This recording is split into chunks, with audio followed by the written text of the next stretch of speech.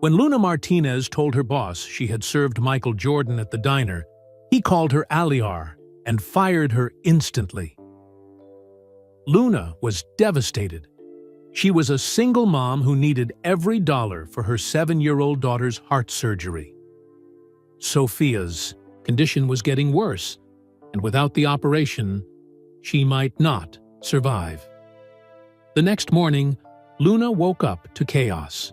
News trucks surrounded her apartment. Reporters were banging on her door. Someone had filmed her getting fired, and the video had gone viral overnight. Then something incredible happened. Michael Jordan himself saw the video. But what happens when the world's biggest basketball star discovers that the kind waitress who served him got fired for telling the truth? And will his response come in time to save a dying little girl? Luna Martinez wiped down the last table in the empty diner. The clock on the wall showed 11:47 p.m. Only 13 more minutes until her shift ended. She was tired, but it was a good kind of tired. Every hour she worked meant more money saved for Sophia's surgery. Sophia. Luna's heart ached thinking about her 7-year-old daughter sleeping at home. Sophia had been born with a heart problem that made it hard for her to run and play like other kids. The doctors said she needed an operation soon, or her heart might get worse. The surgery would cost more money than Luna made in 6 months. Just keep working, Luna whispered to herself. Every dollar counts. She had been working double shifts at Rosie's diner for 3 months now. The day shift at the grocery store, then straight to the diner for the night shift. She only got 4 hours of sleep, but Sophia needed that surgery. The bell above the door chimed. Luna looked up, surprised. Nobody usually came in this late on a Tuesday night. A tall man walked in, wearing a baseball cap pulled low over his eyes. He had on a simple jacket and jeans, nothing fancy. "Hi there," Luna said with a smile. "You're just in time. We close at midnight." The man nodded and sat at the counter. "That's fine. I just need something simple." Luna handed him a menu, but he pushed it back gently. "Just a burger and fries, please, and a Coke." "Sure thing," Luna said. She went to the kitchen and started cooking. As she flipped the burger, she listened to the man's voice. Something about it sounded familiar, but she couldn't place it. When she brought out his food, the man thanked her politely. Luna noticed his hands were very large. "Basketball player hands," her dad would have said. Her dad had taught her to love basketball when she was little. They used to watch games together every weekend. "You like basketball?" Luna asked, noticing the Chicago Bulls logo on the man's jacket. The man looked up, surprised. "Yeah, I do. You?" Luna's face lit up. "I love it. I play pickup games at the court near my apartment when I can. Not very good, but it's fun. My dad always said basketball teaches you to never give up." "Your dad sounds like a smart man," the stranger said with a warm smile. "He was. He passed away 2 years ago, but I still hear his voice sometimes, especially when things get tough." Luna didn't know why she was telling this man her personal business. Something about him made her feel comfortable. The man ate quietly while Luna cleaned the coffee machine. She snuck glances at him. He seemed familiar, but lots of tall guys reminded her of basketball players. "You work here long?" the man asked. "About a year," Luna said. "I work 2 jobs, actually, trying to save money for my daughter. She needs heart surgery." The man stopped eating. "That must be scary." "It is," Luna admitted. "But she's brave. Braver than me most days. She's only 7, but she tells me not to worry. Says we'll figure it out together." "Sounds like a special little girl." "She is. She wants to play basketball someday, like the players we watch on TV. I tell her that after her surgery, she'll be able to do anything she wants." The man smiled. "I bet she will." When he finished eating, the man pulled out his wallet to pay. Luna saw his credit card as he handed it to her. The name on the card made her hands shake. Michael Jordan. Luna looked at the card, then at the man, then back at the card. Her heart started beating fast. Could this really be Michael Jordan? The Michael Jordan? Her childhood hero?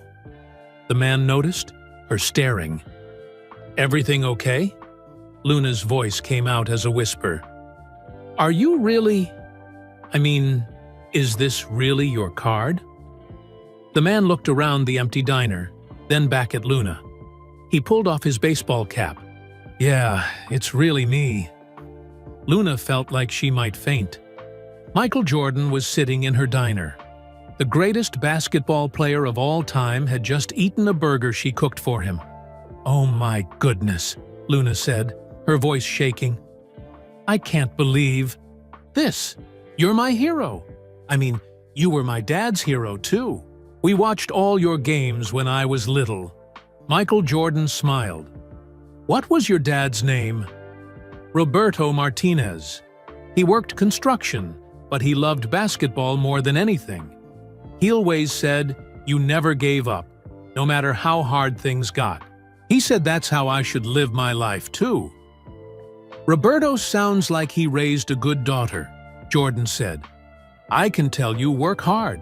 2 jobs, saving for your little girl's surgery. That takes real strength." Luna felt tears in her eyes. Michael Jordan was talking to her like she mattered, like she was important. "Can I ask you something?" Luna said. "Sure. How did you keep going when things got really hard? I know you were amazing at basketball, but you must have had tough times too." Jordan leaned forward on the counter. "You know what kept me going? People like your dad. Fans who believed in me even when I didn't believe in myself. And people like you, working 2 jobs for someone you love. You're already doing the hardest thing there is." Luna wiped her eyes with her apron. "Thank you for saying that." Jordan stood up and left a $50 tip on a $20 meal. "Thank you for the great service. And Luna?" "Yes, your daughter is going to be just fine. I can tell she has a strong mama looking out for her." After Jordan left, Luna stood in the empty diner, still shaking. She had just met Michael Jordan. Not only that, but he had been kind to her. He had listened to her story and made her feel like her problems mattered. Luna finished closing the diner in a daze. She kept replaying the conversation in her head. Wait until she told Sophia in the morning. Wait until she told Mr. Cranston. Mr. Cranston. Her boss would never believe this. But it had really happened. Michael Jordan had been in Rosie's diner, and she had served him. She had talked to him about basketball and life and her daughter. Luna drove home with a huge smile on her face. For the first time in months, she felt hopeful. Maybe it was just the excitement of meeting her hero, but something felt different. Something felt like it was about to change. She thought about what Jordan had said. Your daughter is going to be just fine. Maybe he was right. Maybe everything really would work out. Luna parked outside her small apartment and looked up at the stars. Dad, she whispered, you're not going to believe what just happened. Tomorrow, she would tell everyone about meeting Michael Jordan. Tomorrow, she would share the most amazing night of her life. Luna had no idea that tomorrow would change everything. Luna walked into Rosie's diner the next evening, still glowing from the night before. She had told Sophia about meeting Michael Jordan that morning, and her daughter's eyes had gotten so wide with excitement. Really, Mama? The basketball man from TV? Sophia had asked. Really? Luna had said, hugging her tight. And he said you're going to be just fine. Now, Luna couldn't wait to tell Mr. Cranston. Her boss was always grumpy, but surely even he would be excited about a celebrity visiting their little diner. Maybe it would bring more customers. Maybe it would help business. Mr. Cranston was in his office when Luna arrived. He was a heavy man with gray hair and mean eyes. He never smiled much, and he always seemed angry about something. Luna had worked for him for a year, but he still treated her like she was bothering him just by being there. Mr. Cranston? Luna knocked on his office door. Can I tell you something amazing that happened last night? Cranston looked up from his paperwork with an annoyed expression. What now, Martinez? I'm busy. Luna took a deep breath. Michael Jordan came in last night. The basketball player, he ate here, right at the counter. He was so nice, and he left a big tip. And, what? Cranston's face got red. What did you just say? Michael Jordan. He came in around midnight. I served him a burger and fries, and we talked about basketball. And Cranston slammed his hand on his desk. Stop right there. Michael Jordan? In my diner? Are you out of your mind? Luna felt confused. But it really happened. I saw his credit card. It was really him. Listen to yourself. Cranston stood up, his voice getting louder. You think Michael Jordan, one of the most famous people in the world, would come to this little dump in the middle of nowhere? At midnight? But he did, Luna said quietly. He was traveling through town, and he just wanted a simple meal. He was really nice. Cranston laughed, but it wasn't a happy laugh. It was mean and cold. You're dreaming, girl. Or lying. I can't tell which is worse. Luna's stomach dropped. I'm not lying, Mr. Cranston. I would never lie about something like this. Oh, really? Just like you never lie about being late because your kid is sick? Just like you never make excuses for why you need time off? Cranston walked around his desk, getting closer to Luna. I'm tired of your stories, Martinez. Those aren't stories, Luna said, her voice shaking. Sophia really does get sick. Her heart condition makes her another story, Cranston yelled. Always some drama with you. Always some excuse. And now you're making up fairy tales about celebrities eating in my diner. Luna felt tears starting in her eyes. Please, Mr. Cranston, I'm telling the truth. Michael, Jordan really was here. Ask anyone who saw him. Who saw him? It was midnight. The place was empty except for you. Cranston's face was getting redder. You know what I think? I think you're bored with your job. I think you think you're too good for this place. No, Luna said. I need this job. You know I need this job. Maybe you need it, but I don't need you, Cranston said. I'm tired of your attitude, tired of your stories, tired of you acting like you're special. Luna's heart started beating fast. What are you saying? I'm saying you're fired, Martinez. Clean out your locker and get out. The words hit Luna like a punch to the stomach. Fired? But I didn't do anything wrong. I just told you what happened. You lied to me, Cranston said. And before that, you were always asking for special treatment. Time off for your kid. Switching shifts. Acting like this job should work around your life, instead of the other way around. Luna felt like she couldn't breathe. Please, Mr. Cranston, I'm sorry if I upset you. I won't mention Michael Jordan again. Just please don't fire me. Sophia needs her surgery. I need this job to pay for it. Should have thought about that before you started making up stories to sound important, Cranston said. He went back to his desk and sat down. You have 10 minutes to get your stuff and leave. And don't expect a good reference. Luna stood there for a moment, hoping this was some kind of joke. But Cranston wasn't looking at her anymore. He was back to his paperwork, like she wasn't even there. With shaking hands, Luna went to her locker. She took out her spare apron, her comfortable shoes, and the small photo of Sophia she kept there. Other employees watched her, but didn't say anything. They looked scared, like they might be next.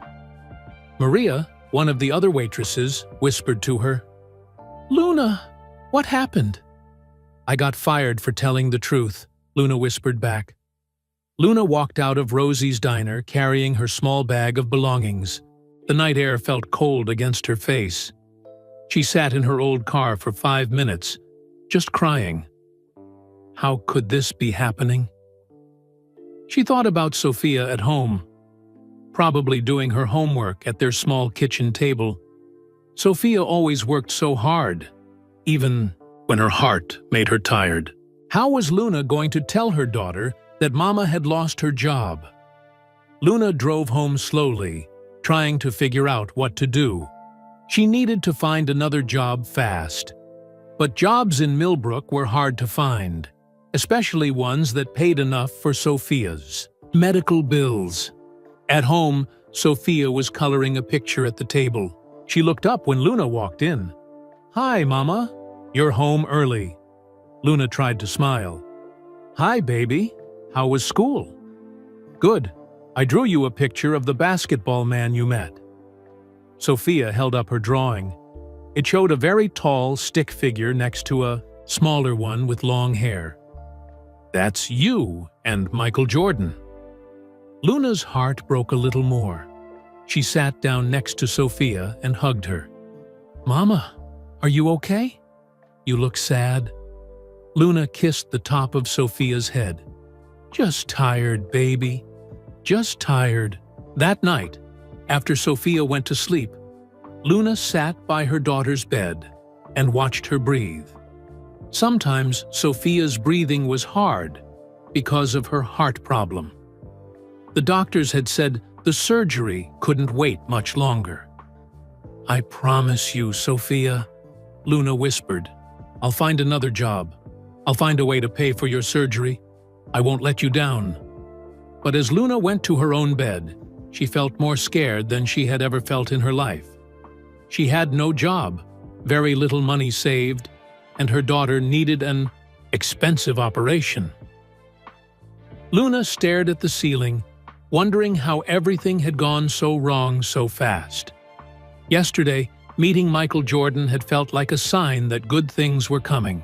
Now she wondered if it had been the beginning of the worst time of her life. She had no idea that her nightmare was about to become the most amazing dream she could never have imagined. Luna woke up to Sophia, shaking her gently. "Mama, it's time for school." For a moment, Luna forgot what had happened. Then it all came rushing back. No job, no money coming in. Sophia's surgery getting further away instead of closer. "Mama, are you sick?" Sophia asked, her small hand touching Luna's forehead. Luna sat up and pulled Sophia onto the bed with her. "No, baby. But I need to tell you something." Sophia's dark eyes got serious. She was only 7, but she was smart. She could tell when something was wrong. "I lost my job at the diner last night," Luna said softly. "Because you told them about the basketball man?" Luna nodded. "Mr. Cranston didn't believe me. He got angry and told me not to come back." Sophia was quiet for a minute. Then she hugged Luna tight. "It's okay, Mama. We'll figure it out. That's what we always do." Luna held her daughter close, amazed by how brave Sophia was. Here was a little girl with a sick heart, and she was comforting her mother. "You're right," Luna said. "We always figure it out together." After Sophia left for school, Luna got dressed and started looking for work. She walked to every business in Millbrook. The grocery store where she worked mornings said they couldn't give her more hours. The gas station wasn't hiring. Neither was the pharmacy or the hardware store. At the bank, Luna asked about a job as a teller. The manager looked at her application and shook her head. "You need more experience with computers," the woman said. "Maybe take some classes at the community college." Luna's heart sank.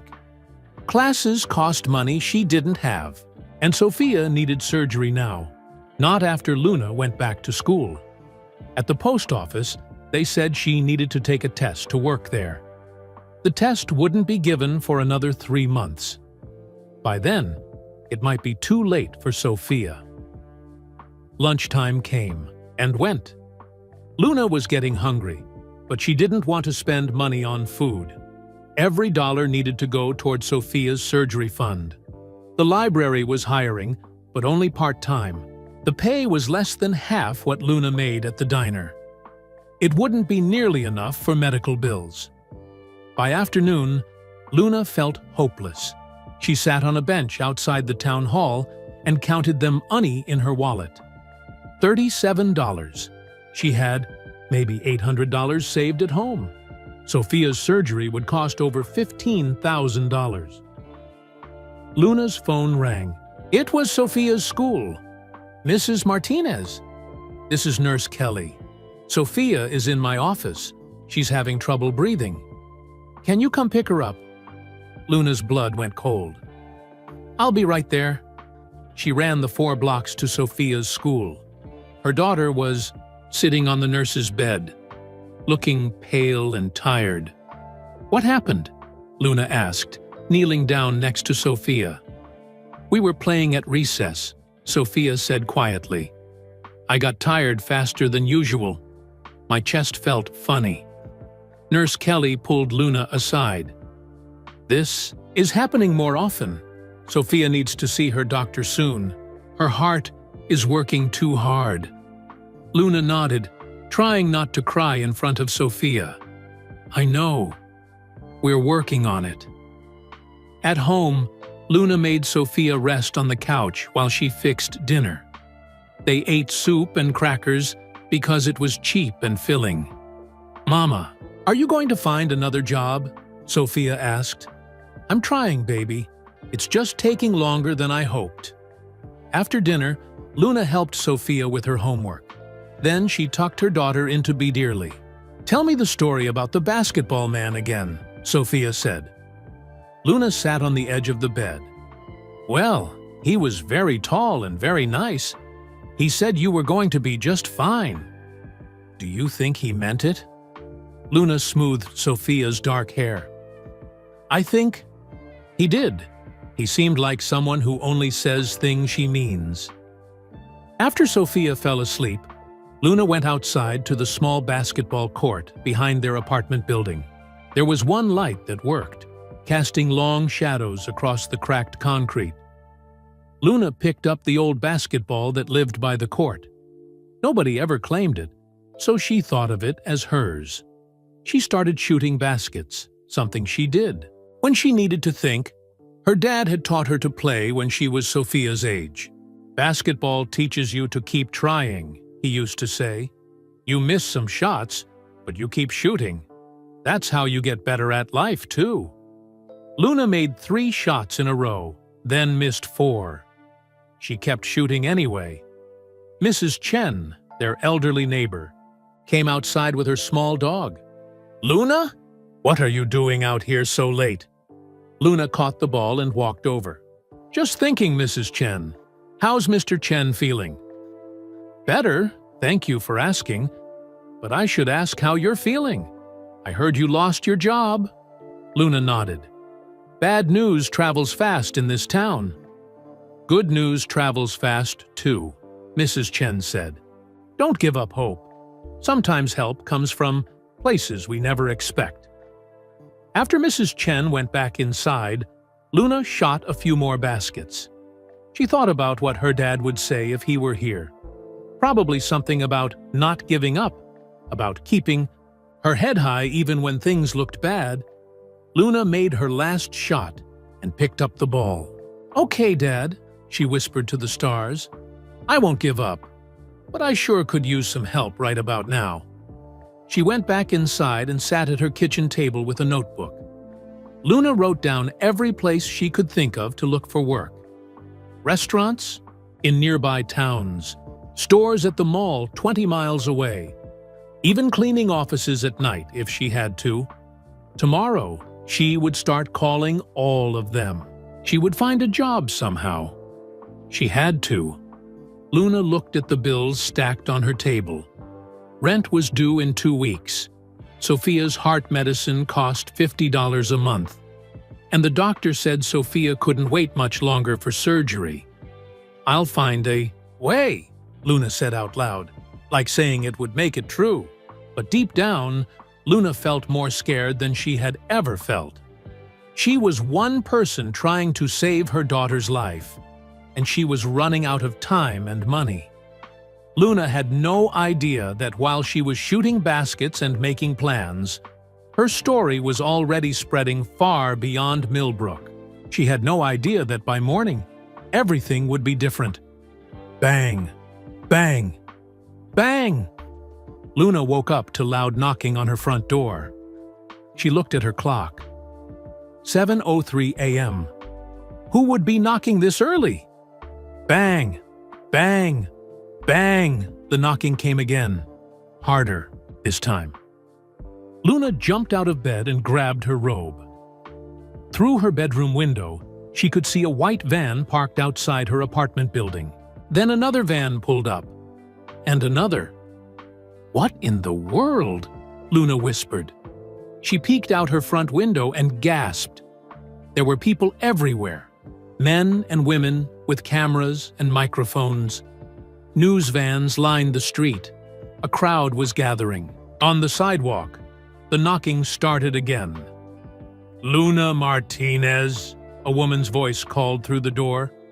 "This is Jenny Walsh from Channel 7 News. We'd like to talk to you about what happened at Rosie's Diner." Luna's heart started pounding. News people? At her door? How did they know about the diner? "Mrs. Martinez," another voice called. "We're from the morning show.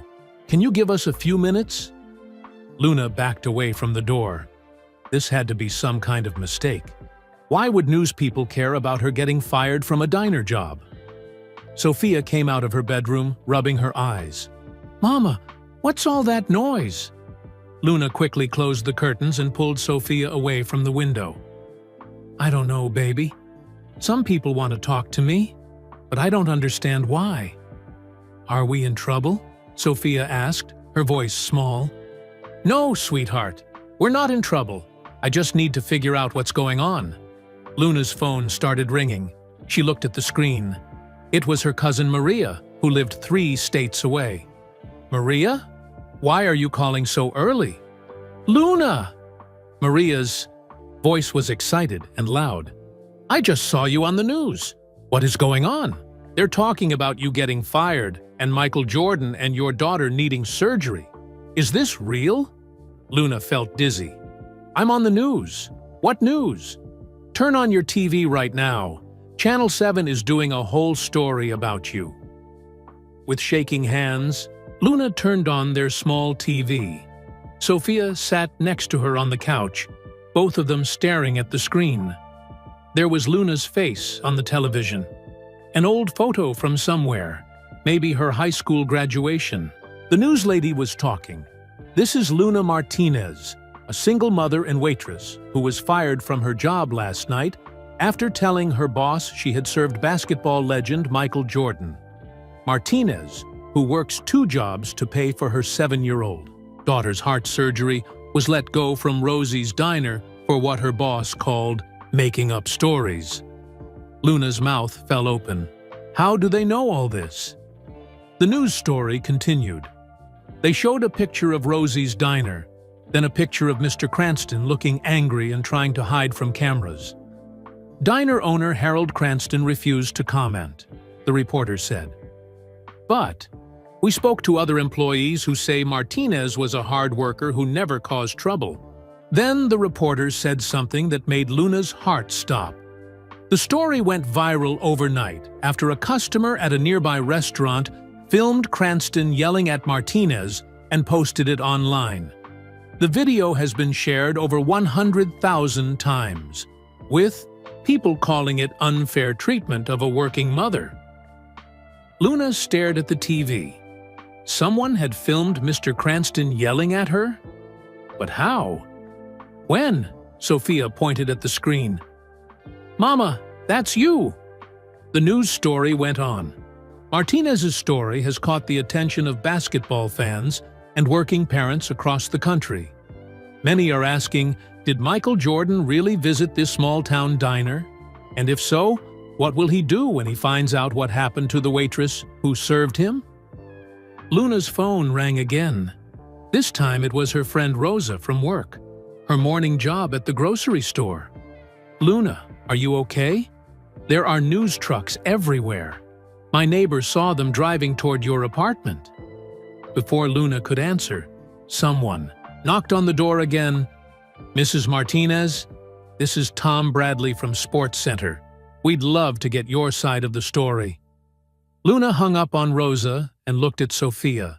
Her daughter's eyes were wide with confusion and fear. "I don't understand," Luna said, more to herself than to Sophia. "How did this become such a big story?"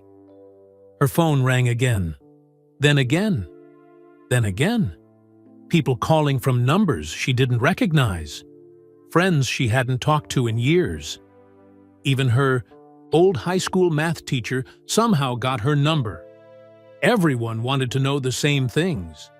Did she really meet Michael Jordan? Was she really fired for telling the truth? What about Sophia's surgery? Luna turned off her phone, but the knocking on the door kept coming. Different reporters, different news stations, all wanting to talk to her. "Mama, I'm scared," Sophia said, curling up next to Luna on the couch. Luna held her daughter close. "It's going to be okay, baby. These people just want to ask some questions. They're not going to hurt us." But Luna was scared too. She didn't understand how her private life had become public news overnight. She didn't understand why anyone cared about one waitress losing her job. Through the window, Luna could see the crowd getting bigger. More news vans, more people with cameras. Some of them looked like regular people from town, coming to see what all Thifas was about. Mrs. Chen knocked on the door. "Luna? It's Mrs. Chen. Are you okay in there?" Luna opened the door just a crack. Mrs. Chen squeezed through and quickly closed it behind her. "This is crazy," Mrs. Chen said, looking out the window. "There must be 20 news trucks out there." "What happened?" "I don't know," Luna said honestly. "I woke up and they were all here.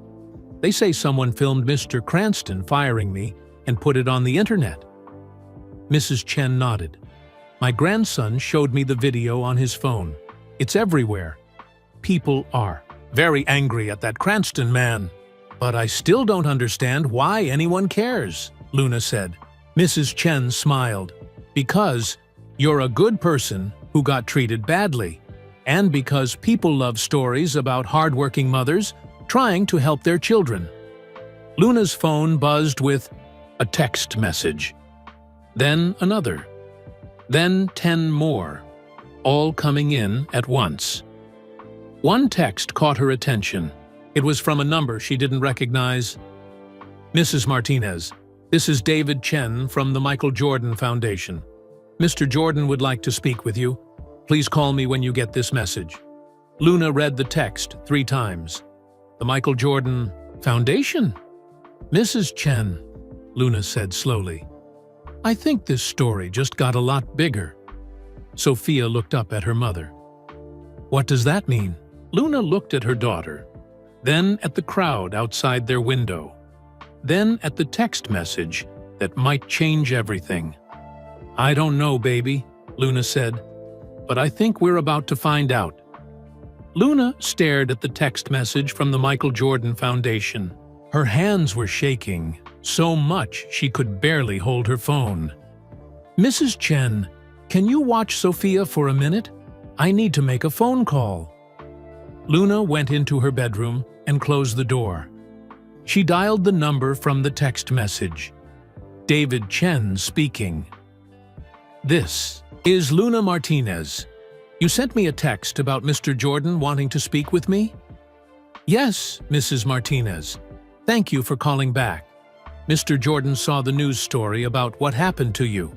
He remembers meeting you at the diner, and he's very upset about how you were treated. Luna felt like she was dreaming. He remembers me? Oh, yes.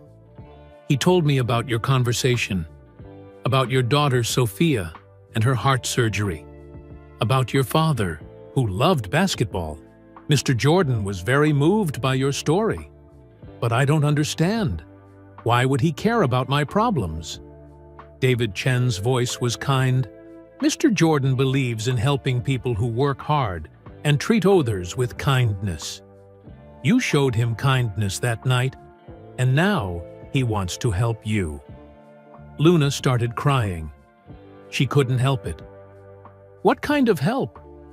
I can't give you all the details. Over the phone.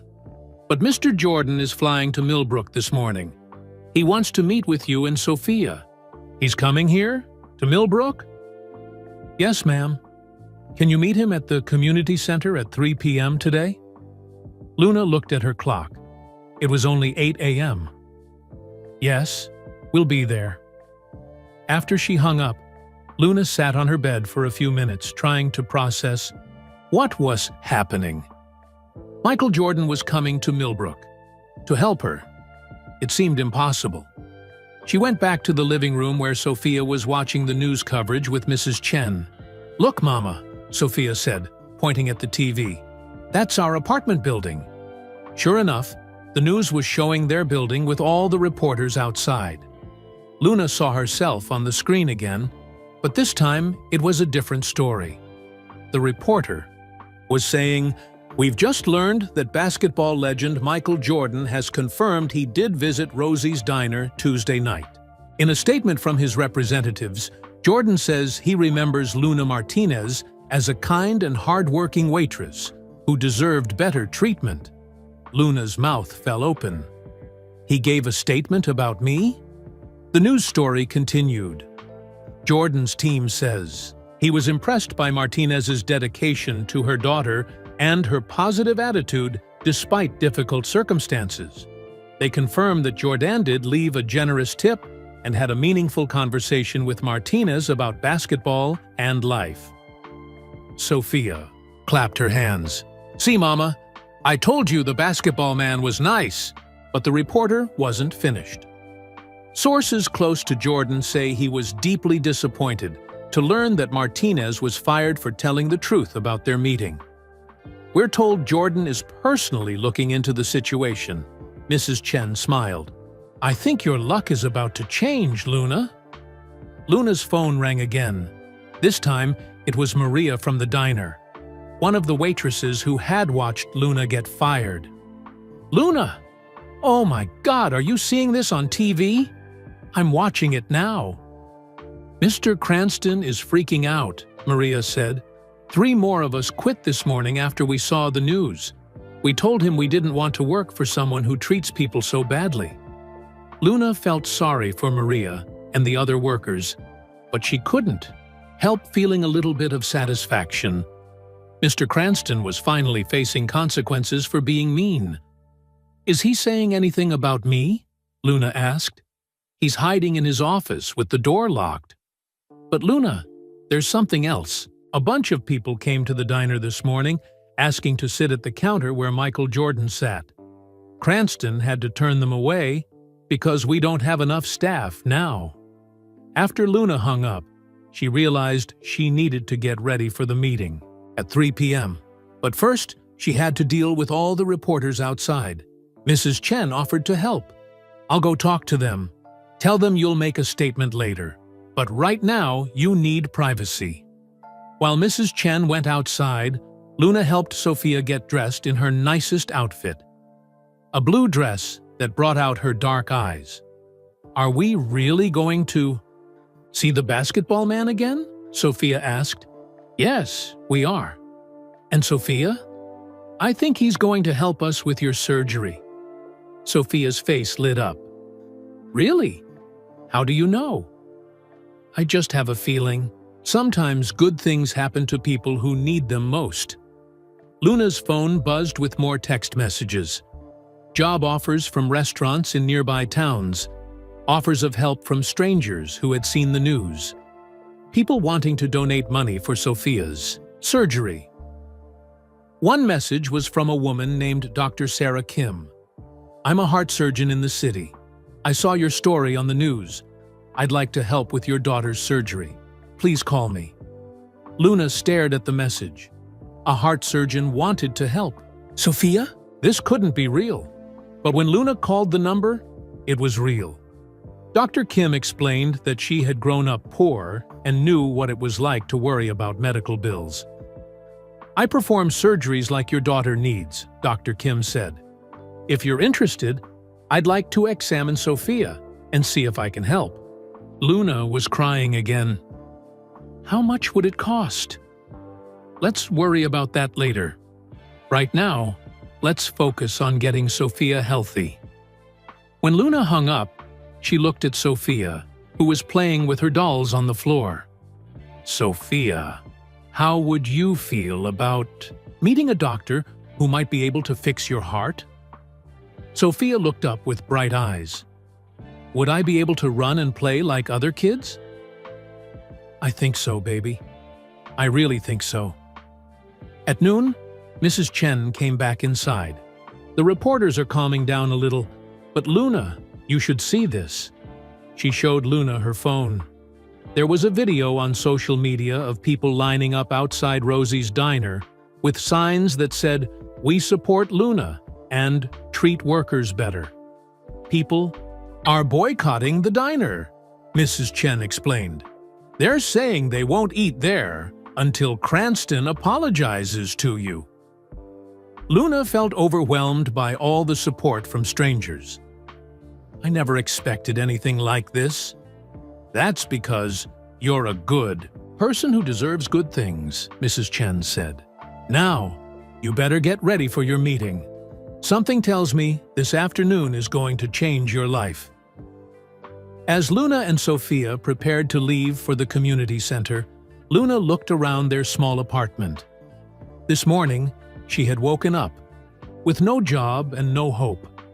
Now, she had job offers, medical help for Sophia, and support from thousands of strangers. Most importantly, Michael Jordan himself was coming to meet with them. Luna took Sophia's hand. Ready to go see what the basketball man has to say? Sophia nodded excitedly. I'm ready, Mama. Luna opened the door, and they walked through the crowd of reporters toward the most important meeting of their lives. Luna and Sophia walked slowly through the crowd of reporters. Cameras flashed and people called out questions, but Luna kept her head down and held Sophia's hand tight. Mrs. Martinez, how do you feel about Michael Jordan supporting you? Luna, what do you want to say to your old boss? Is it true you're getting job offers? Luna didn't answer any of the questions. She just wanted to get to her car and drive to the community center. But as they reached the parking lot, she saw something that made her stop. Two men in dark suits were standing next to a shiny black car. One of them waved at Luna. Mrs. Martinez, I'm James Wilson from the Michael Jordan Foundation. We spoke on the phone. Luna was confused. I thought we were meeting at the community center at 3 p.m. There's been a change of plans, James said with a smile. Mr. Jordan would like to meet with you now, if that's okay. Somewhere more private. Luna looked at all the reporters still, following them. Where? We've arranged to use the back room at Millbrook Elementary School. The principal is a basketball fan, and she's happy to help. Sophia tugged on Luna's hand. That's my school, Mama. The second man, who introduced himself as Robert, opened the car door for them. Don't worry about your car. We'll have someone drive it to your apartment later. Luna felt nervous getting into a car with strangers, but these men seemed professional and kind. And if they really worked for Michael Jordan, they were probably safe. The car was the nicest vehicle Luna had ever been in. The seats were soft leather, and there was a small TV screen in the back. Sophia's eyes were wide as she looked around. "Is this the basketball man's car?" Sophia whispered. "This is one of the cars we use to help him get around," James explained. "He has a few meetings today, so we're helping coordinate everything." As they drove through Millbrook, Luna saw people on the sidewalks pointing at their car. Word was spreading fast that something big was happening. At the elementary school, Principal Johnson met them at the back door. Luna had met her before during Sophia's school enrollment. "Luna, I'm so excited for you," Principal Johnson said. "What an amazing story. Sophia, are you ready to meet a real basketball star?" Sophia nodded, but Luna could tell her daughter was getting nervous. This was a lot for a 7-year-old to handle. They walked through the empty hallways toward the school. Library. Luna remembered walking these same halls when she was Sophia's age. Her dad used to pick her up from school sometimes, and they would talk about her day on the way home. Dad would be so proud, Luna thought to herself. When they reached the library, James opened the door and gestured for them to go in. The room had been set up with comfortable chairs in a circle. There were balloons and a banner that said, "Welcome Luna and Sophia."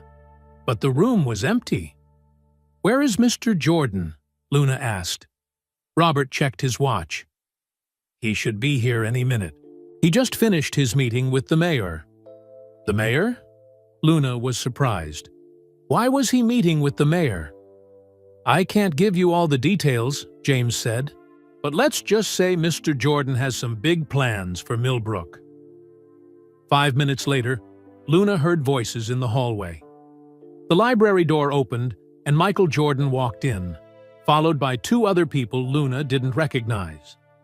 Sophia immediately hid behind Luna's legs, just like she had at the diner. "Hi there, Sophia," Jordan said gently. "I remember you from your mama's stories. You're even prettier than she said." Jordan knelt down to Sophia's level, just like he had done at the community center in Luna's imagination. But this was real. "I brought you something," Jordan said, reaching into a bag. He pulled out a small basketball with his signature on it. "This is for being so brave while your mama works hard to take care of you." Sophia's shyness melted away. She took the basketball and hugged it to her chest. "Thank you," she whispered.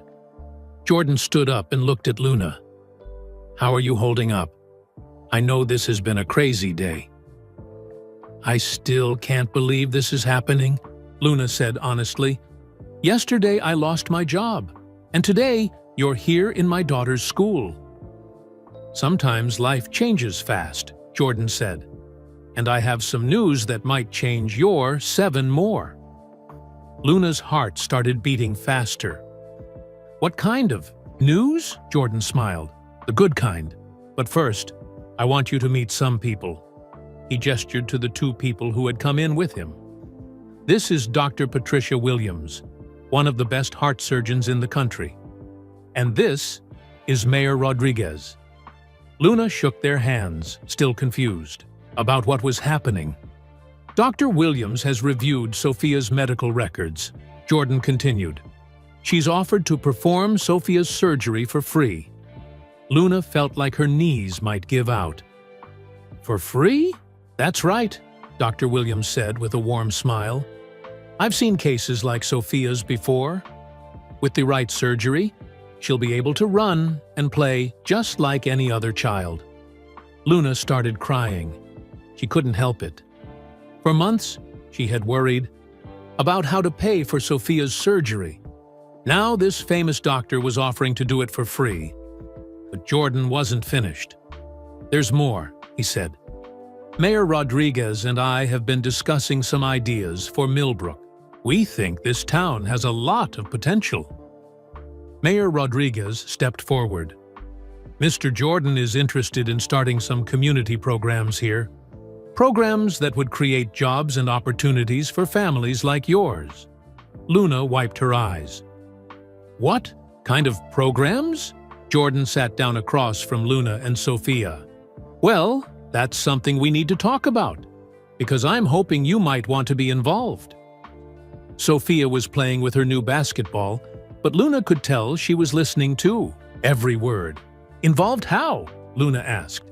I'd like to offer you a job, Jordan said simply. Luna's mouth fell open. A job? With you? Working for my foundation, right here in Millbrook. Helping coordinate programs for working families. Making sure other people don't have to choose between paying rent and getting medical care for their children. Luna stared at him. Are you serious? Dead serious. The pay would be 3 times what you made at the diner. Plus, full health insurance for you and Sophia. Luna felt dizzy. This couldn't be real. Things like this didn't happen to people like her. Why? She asked. Why would you do all this for us? Jordan leaned forward. Because 2 nights ago, you treated me like a regular person. You were kind, you were genuine, and you didn't ask me for anything. That meant more to me than you know. He paused and looked at Sophia, who was now rolling the basketball between her hands. And because I believe good people deserve good things, you work hard, you love your daughter, and you never gave up even when everything seemed hopeless. Luna looked at Sophia, then back at Jordan. I don't know what to say. Say yes, Sophia said quietly. Everyone looked at her. Say yes, Mama. The basketball man is nice. Jordan laughed. I like this kid. She's smart. Luna felt like she was in a dream. But if it was a dream, she never wanted to wake up. Yes, she said, her voice barely a whisper. Yes, I'll take the job. The room erupted in smiles and congratulations. But Luna had a feeling there were still more surprises coming. After everyone finished celebrating Luna's new job, Jordan held up his hand for quiet. Heist's expression became more serious. Luna, Sophia, there's something else we need to discuss. Something bigger than just your situation. Luna felt her stomach flutter with nervous excitement. Bigger how? Jordan walked over to the window and looked out at the school playground. When I met you at the diner, you told me about your father, about how he taught you that basketball teaches people to never give up. Luna nodded. He always said that. Well, after I left that night, I couldn't stop thinking about what you said. And when I learned about what happened to you, I realized something important. Jordan turned back to face them. Millbrook has a problem. Good people like you work 2 jobs, but still can't afford basic things like medical care. That's not right. Mayor, Rodriguez stepped forward. Mr. Jordan called me yesterday. He had some very interesting ideas about how to help our town. What kind of ideas? Luna asked.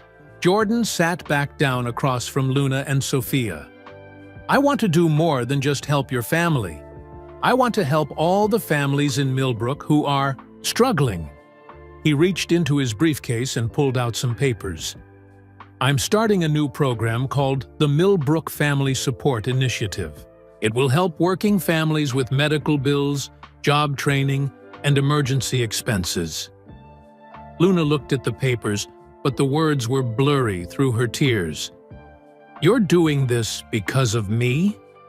I'm doing this because of what you represent, Jordan said. Hard-working parents who deserve better opportunities. Dr. Williams spoke up. The medical part of the program will provide free or low-cost health care for families who can't afford it.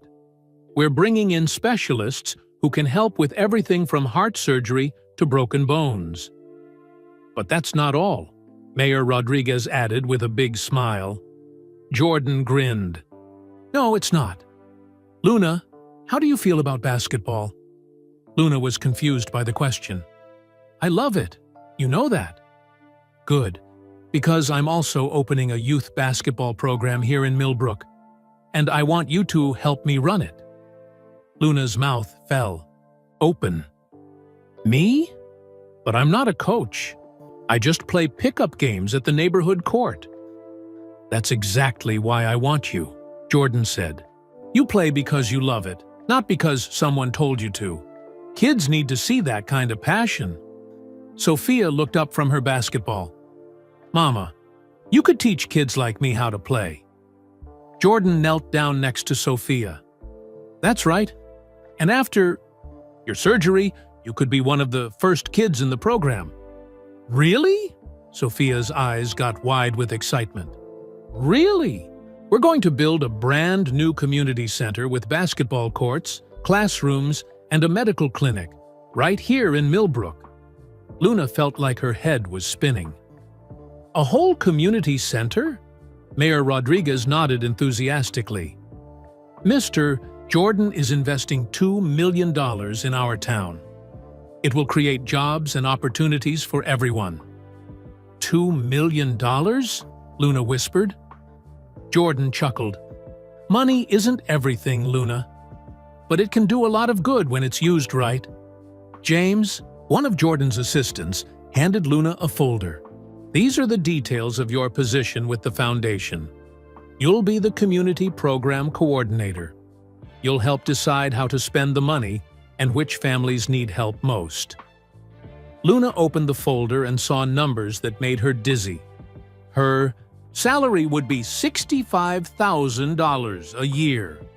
More money than she had ever dreamed of making. I don't understand, Luna said. Why me? I'm just a waitress. You're not just anything, Jordan said firmly. You're a mother who would do anything for her child. You're a person who treats everyone with kindness, even when you're struggling. And you're someone who understands what it's like to need help. Dr. Williams added, the best people to help others are those who have faced the same challenges. You'll know which families really need assistance because you've been there yourself.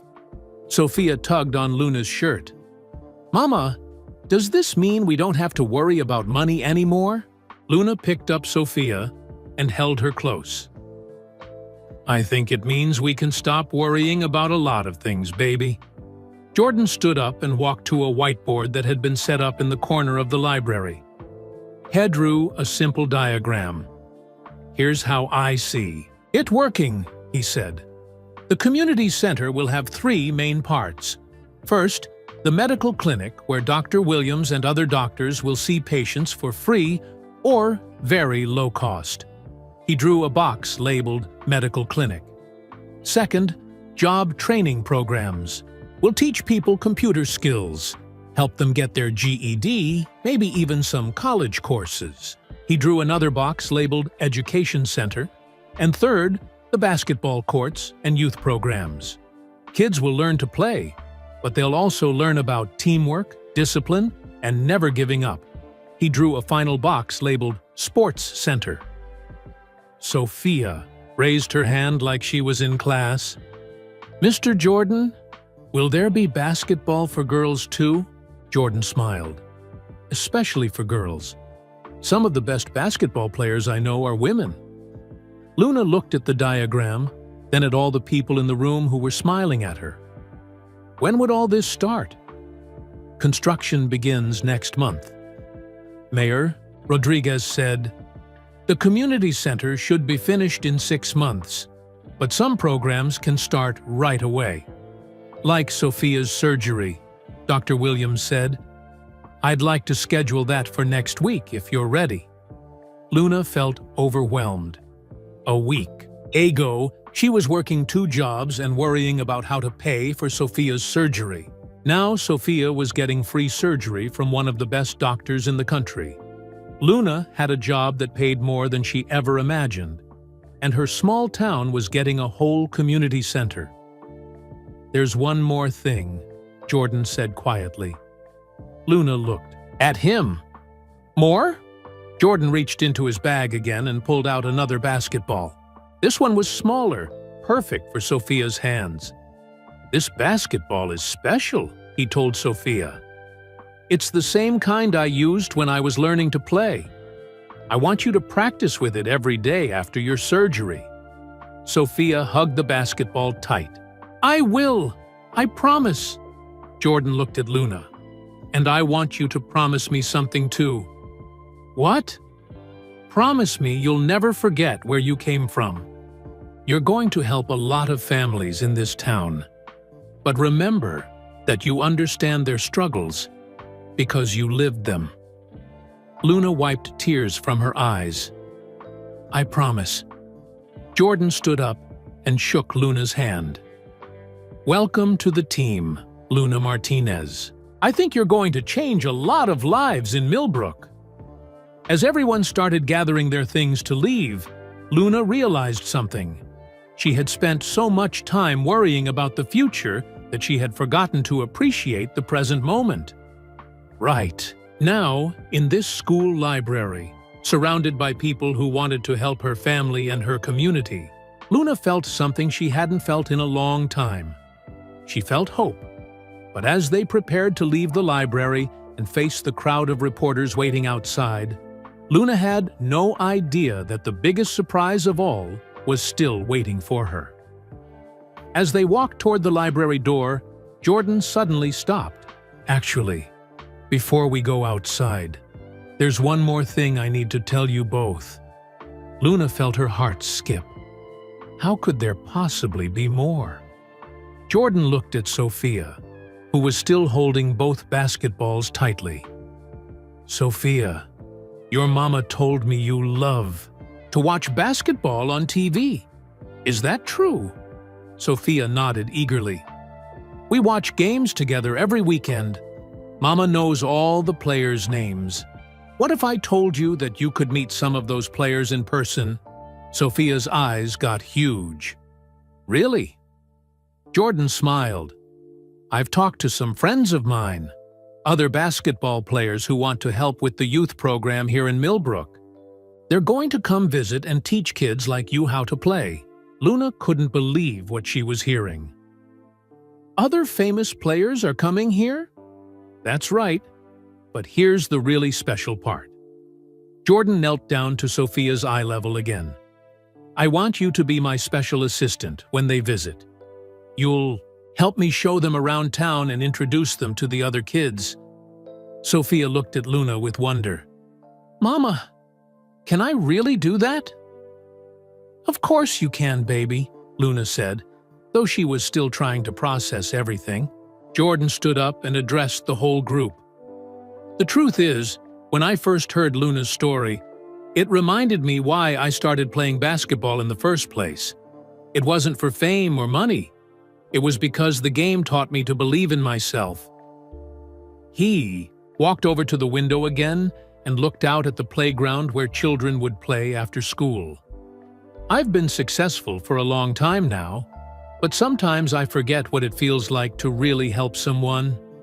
Meeting Luna reminded me that the best victories happen off the court. Dr. Williams nodded. "That's why I wanted to get involved too. When Mr. Jordan called and told me about Sophia's situation, I knew I had to help.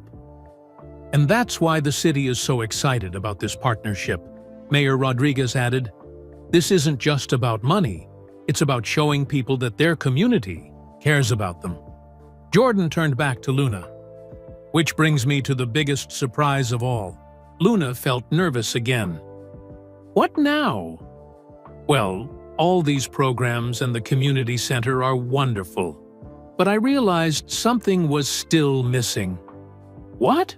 Luna asked. Jordan grinned. "Justice."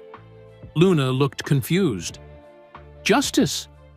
Luna, you lost your job for telling the truth." "That's not right. And while you have a new job now, I think your old boss needs to learn a lesson about how to treat people." James, Jordan's assistant, stepped forward with another folder.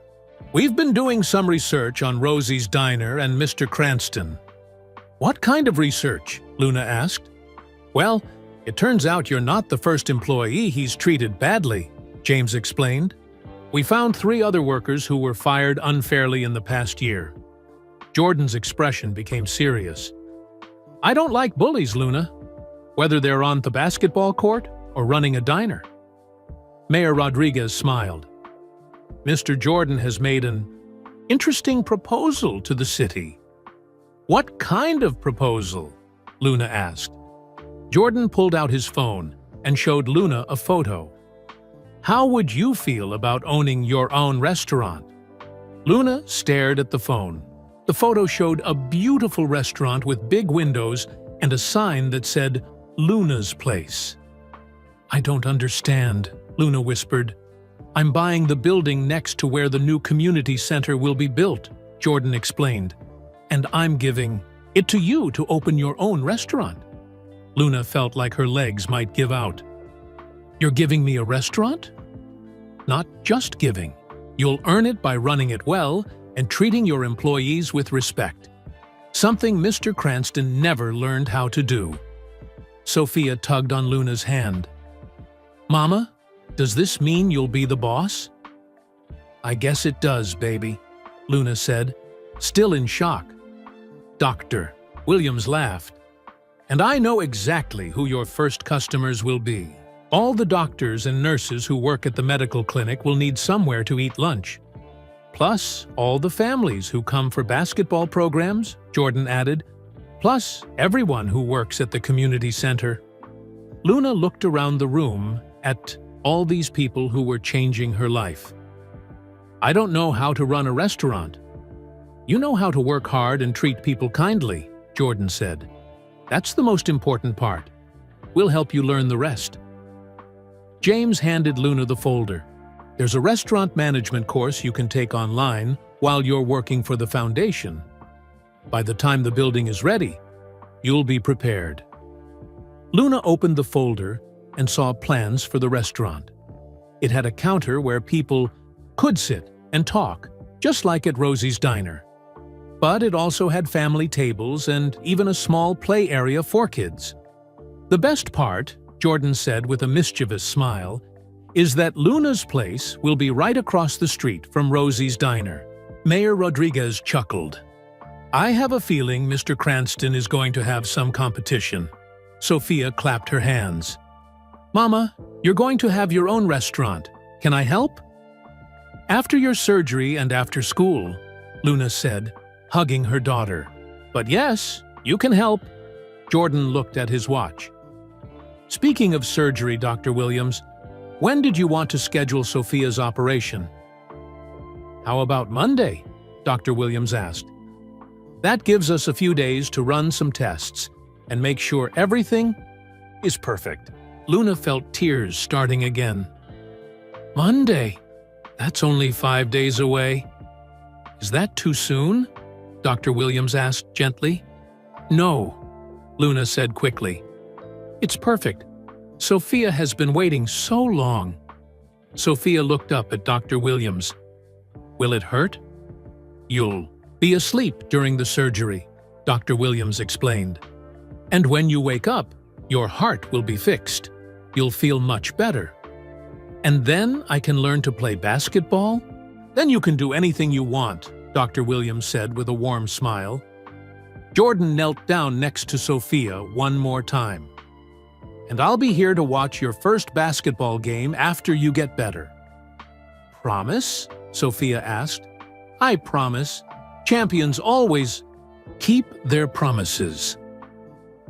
Luna looked around the room one more time. 3 hours ago, she had been an unemployed waitress with no money and a sick daughter.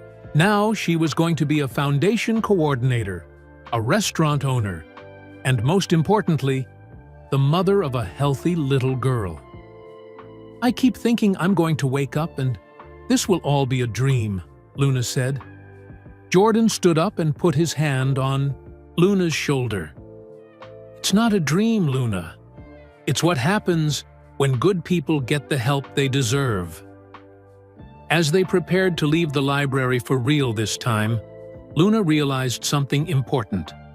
This wasn't just about her anymore. The whole town of Millbrook was about to change because one basketball player decided to care about one waitress who had shown him kindness. "Ready to go face those reporters?" Jordan asked. Luna took Sophia's hand and picked up all her folders full of new opportunities. "I'm ready for anything." But as they walked toward the door, Luna still had no idea about the final surprise that was waiting for them outside.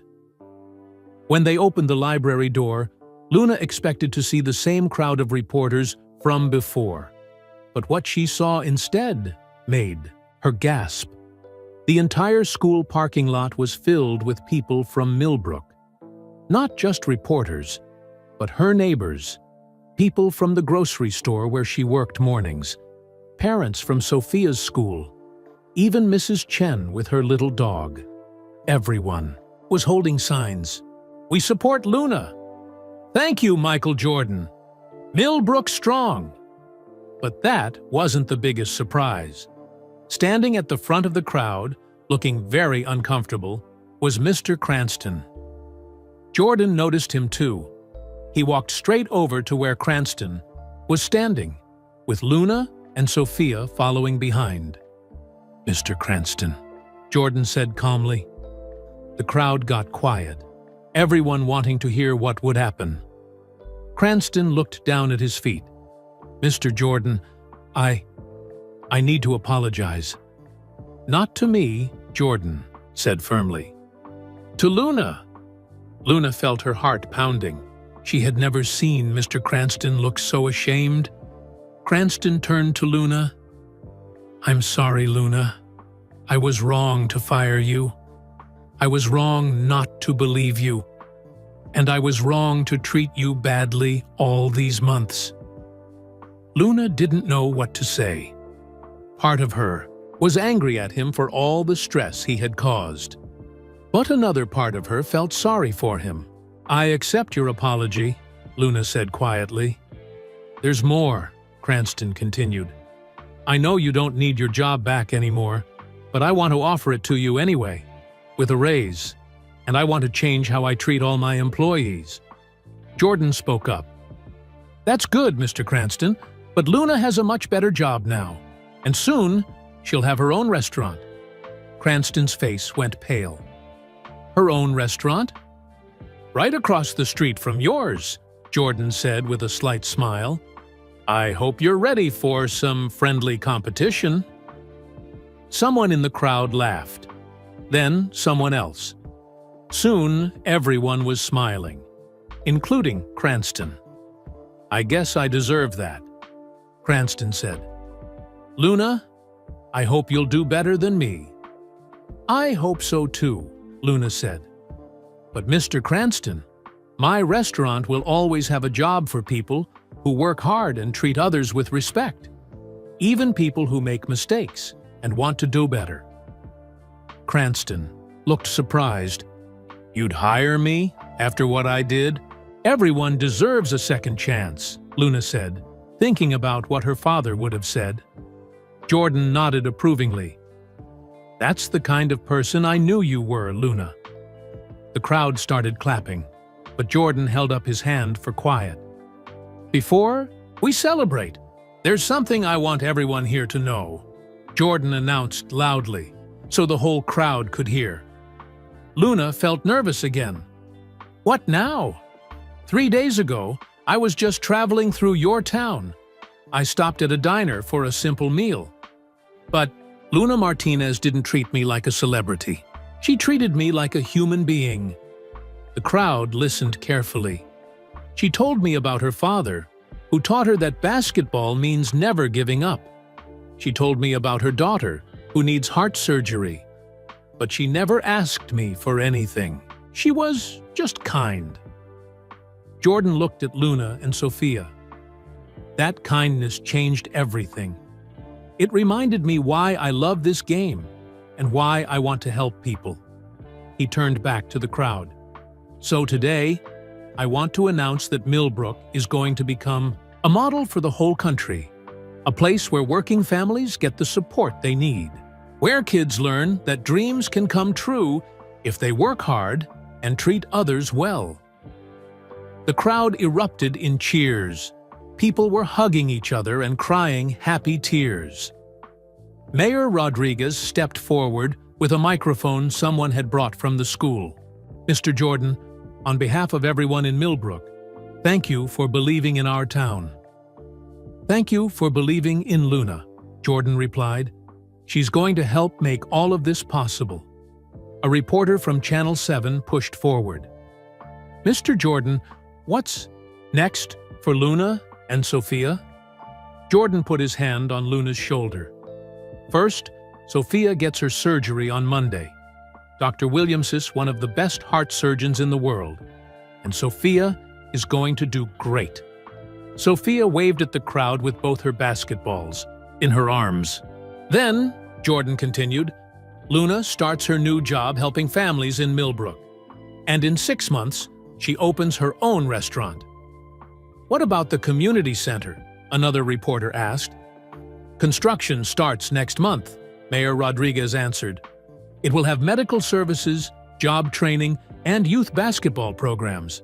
Kids from all over this area will have opportunities they never had before." Mrs. Chen stepped forward from the crowd. "Mr. Jordan, what made you decide to do all this? For our little town?" Jordan smiled. "Sometimes one person's kindness can change everything. Luna's kindness changed my heart. Now I hope we can change some lives." A little boy in the crowd raised his hand. "Mr. Jordan, will you really teach us basketball?" "I'll teach anyone who wants to learn," Jordan said. "But the most important thing I'll teach you is what Luna's father taught her. Never give up on your dreams." As the crowd started to break up, people came forward to shake hands with Luna and thank her. Some people she knew, some she didn't. But everyone was excited about the changes coming to Millbrook. 3 weeks later, Luna stood in the hospital waiting room while Sophia was in surgery. Dr. Williams had said the operation would take about 3 hours. Jordan sat next to her, along with Mrs. Chen and several other friends from town. "She's going to be fine," Jordan said quietly. "I know," Luna replied. "I believe it now." When Dr. Williams finally came out of the operating room, she was smiling. The surgery was perfect. Sophia's heart is completely fixed. She'll be able to do anything she wants. Luna cried happy tears for what felt like the 100th time in 3 weeks. 2 days later, Sophia came home from the hospital with a small bandage on her chest and a big smile on her face. "Mama," she said, "I feel different. Like I can breathe better." "That's because your heart is all better now, baby." Sophia picked up one of her basketballs. "Can we go to the court tomorrow? I want to try playing." Luna laughed. "We'll start slow, but yes, we can go practice." That evening, as Luna tucked Sophia into bed, her daughter asked, "Mama, are you happy now?" Luna thought about everything that had happened. 3 weeks ago, she had been a struggling waitress with no hope. Now, Sophia was healthy. Luna had a good job and her own restaurant coming, and their whole town was changing for the better. "Yes, baby," Luna said. "I'm very happy. Are you?" Sophia hugged her basketball tight. "I'm happy. And I can't wait to learn how to play basketball with the other kids." "You're going to be great at it," Luna said, kissing Sophia's forehead. As Luna turned off the lights, she thought about her father. He would be so proud of both of them. They had never given up, just like he taught her. But Luna still didn't know that the biggest moment of all was still coming.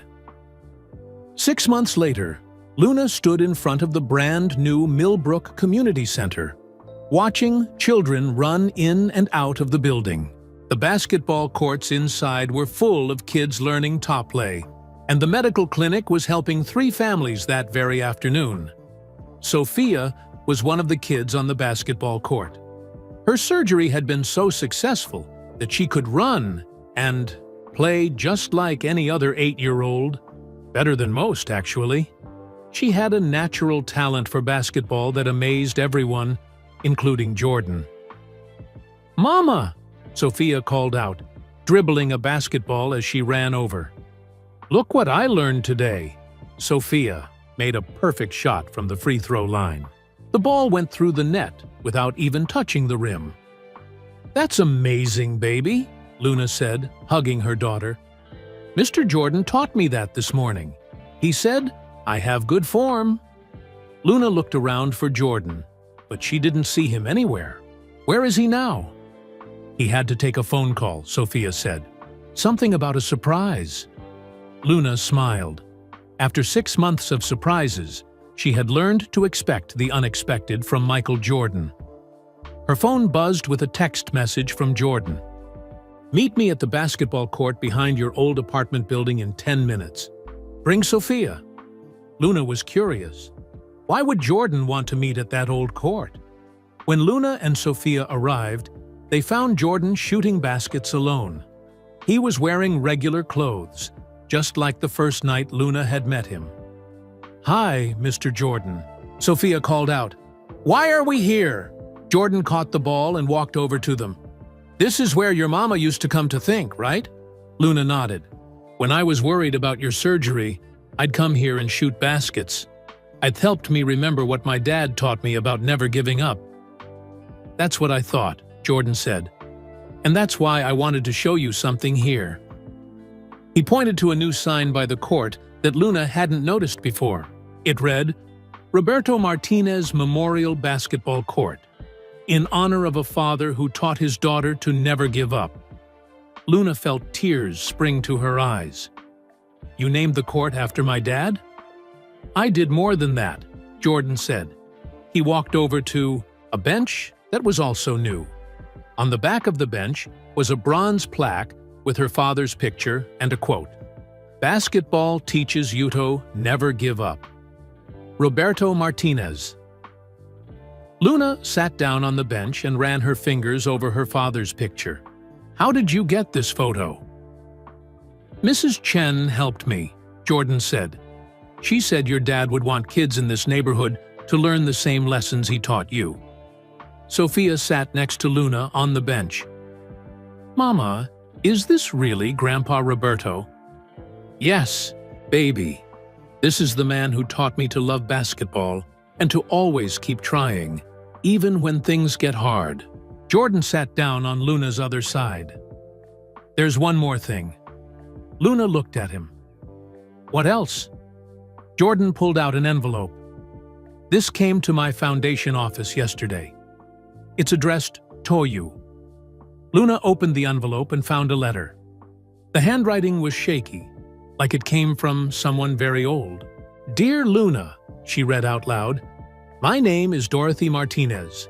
I think I might be your father's aunt. I saw your story on the news, and you look just like my nephew Roberto when he was young." Luna's hands started shaking. Dad had an aunt? He never mentioned any family.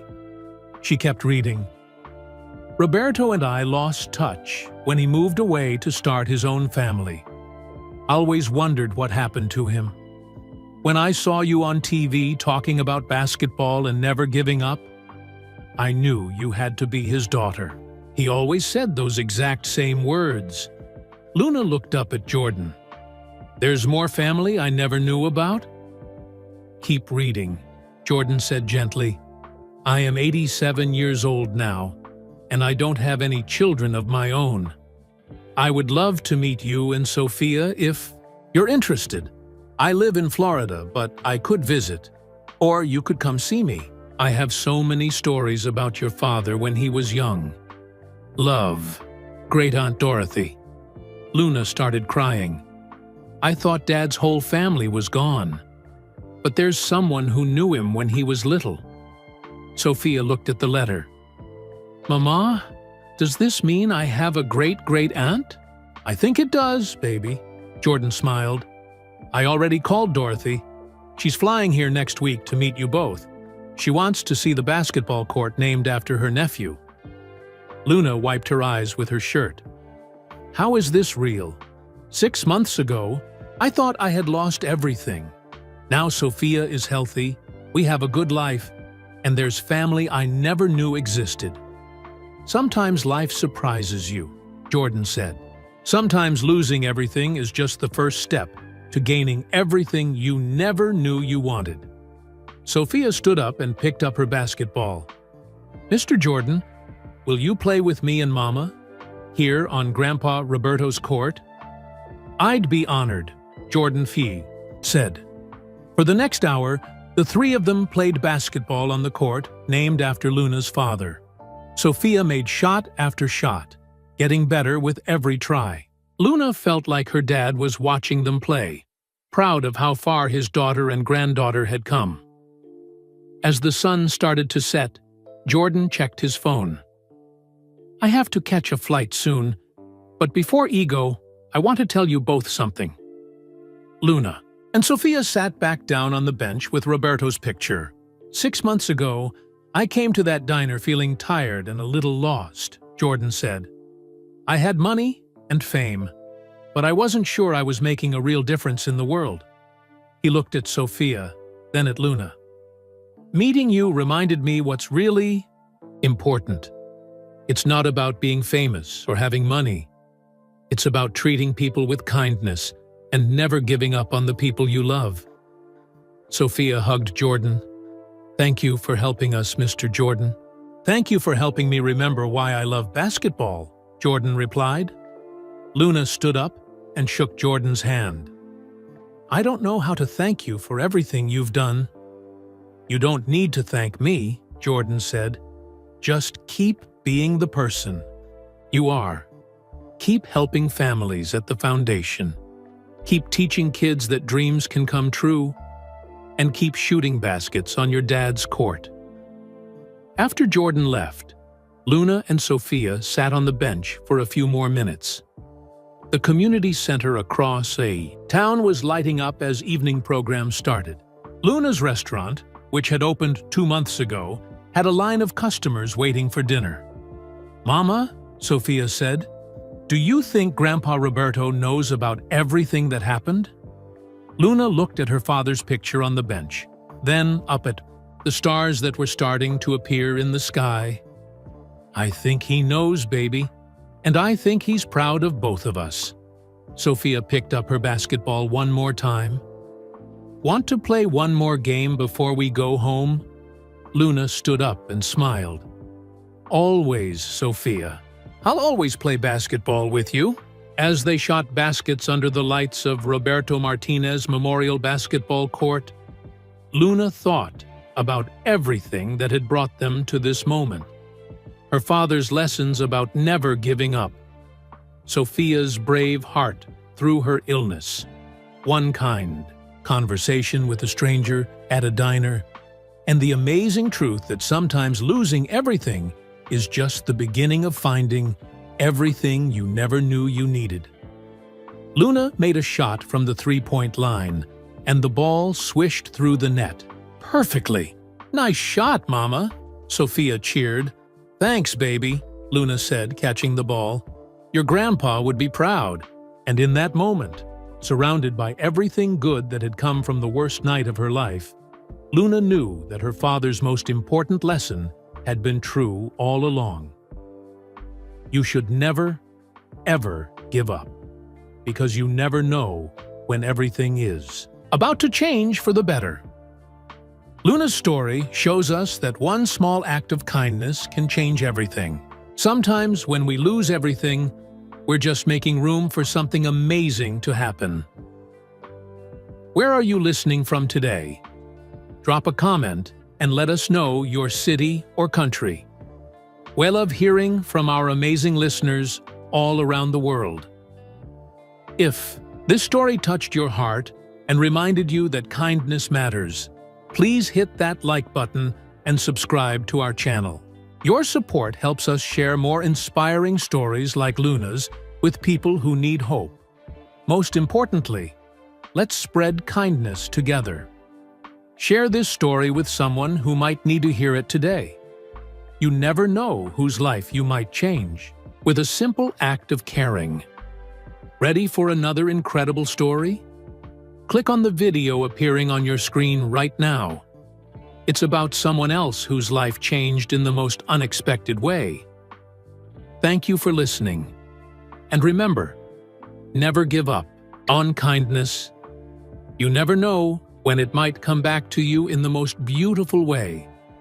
Keep spreading love, and we'll see you in the next story.